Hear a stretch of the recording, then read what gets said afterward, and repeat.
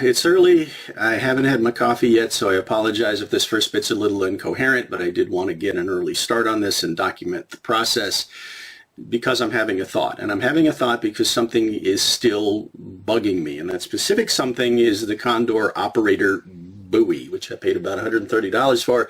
Did a couple of videos on it. Very disappointing. I've tried to make it better. And it's sad because the knife feels really good in hand in terms of the grip and the balance and the handling, but all right, the persisting issue is I feel like I got one with a really, really bad heat treat. It's 1075 steel. It's supposed to be hardened between 50 and 55 HRC, but you'll see some scars here on the lower section of the edge, and most of those are from my test files, specifically from the 40. The lowest grade test file, which is cutting into, well, this section of the blade like it's butter. In fact, I can take any of my other knives and readily just bite right into that steel and take chunks out of it, which is telling me that this part of the blade is, well, unhardened. But you'll notice that the scarring is all here. And the reason for that is because up here and around the back and even on the flats, it is testing between 55 and 50 HRC, maybe even a little bit above 55 in certain sections. So very uneven heat treat.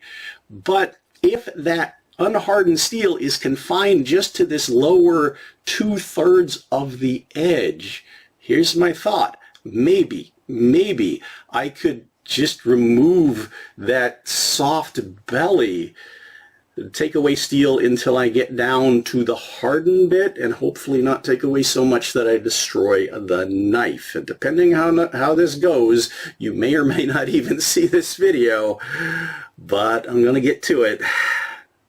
So wish me luck.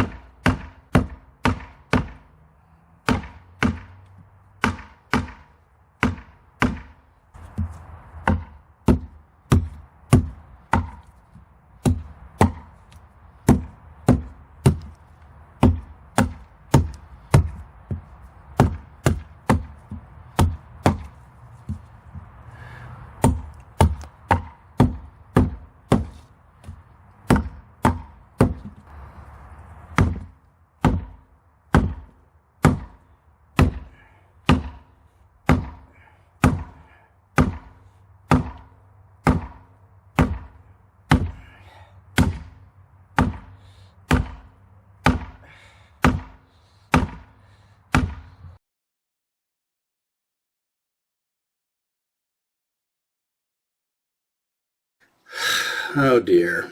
Yeah, this video may never see the light of day. What have I managed to accomplish? Well, as you can see, the blade profile is entirely different in terms of the shape. Very, very recurved now. Looks a little bit kukri-like, and if I do a handling section, yeah, I'm going to talk about how this is this interesting hybrid of Bowie and kukri. While I was at it, I removed that annoying right-angled sharp corner at the base of the false edge, so that's swept back a lot smoother now. Now during the process, there's another concern that came up. You'll notice the guard is no longer there. It was in the way, and I figured, okay, it's kind of the shape and size of like a K-bar guard. So I figured, okay, what if I just bent it down a little bit out of the way while I was working on it, and just putting a little bit of pressure on it snapped it like glass. So I repeated the experiment and just went and put some pressure on the back guard, and it snapped off under hand pressure. That's not good. So I rounded it all off nice and smooth and just made it guardless. It does have, you know, a whole rebate here in terms of a finger choil, so that does keep my hand from going up onto the blade when I am stabbing and thrusting, so that's good. The grip still feels good. Actually, probably better utility use without the guard on it, if. Okay, so my test files are actually saying very uneven heat treat throughout the entire blade. There's some spots that are slightly above 50 and some that are below, and it's just really uneven. Feels really sharp, but when I took it to the paper cutting, as you saw take one, really ragged. Did some food prep, it was fine. Cardboard cutting, yeah, pretty rippy. Took a lot of force. Took it out for my usual outdoor test. It passed the bamboo test just fine. I expected to get some deformation, and yeah, it survived that test. But then carving wood, no. Chopping wood, I think I could have chopped the wood better with a hammer. Even trying to baton into the wood. Okay, with the grain, it's a great splitting maul, but actually trying to go cross grain and getting it to penetrate wood, all right. Well, I had a hell of a appleseed kind of a hatchet edge on it, so I took it down, made it keener, and yeah, that did make it slicier. Take two.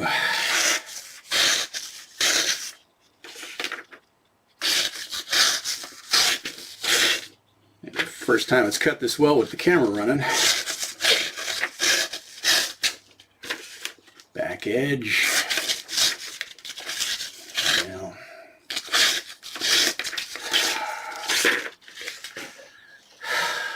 You saw in take two, it cut paper better. Cardboard, yeah, it's better.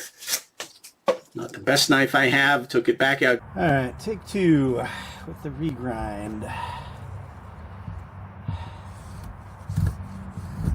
Okay, that's better. Better, great, better.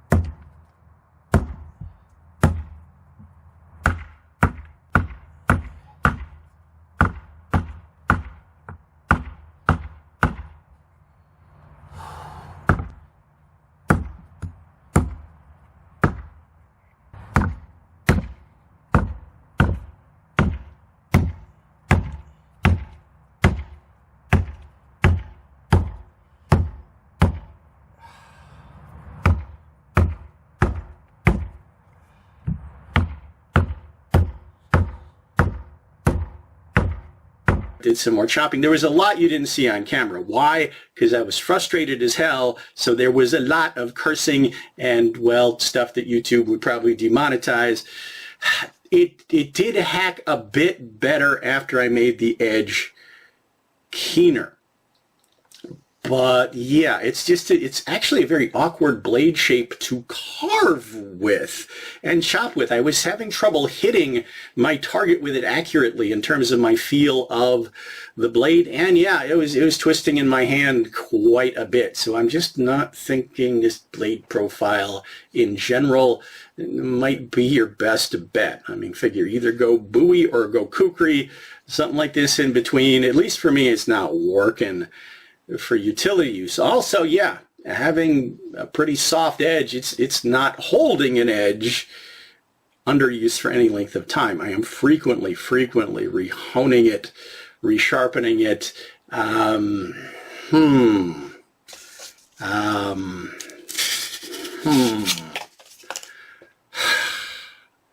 All right, let's maybe talk about Marshall handling, because there might be a little redemption here.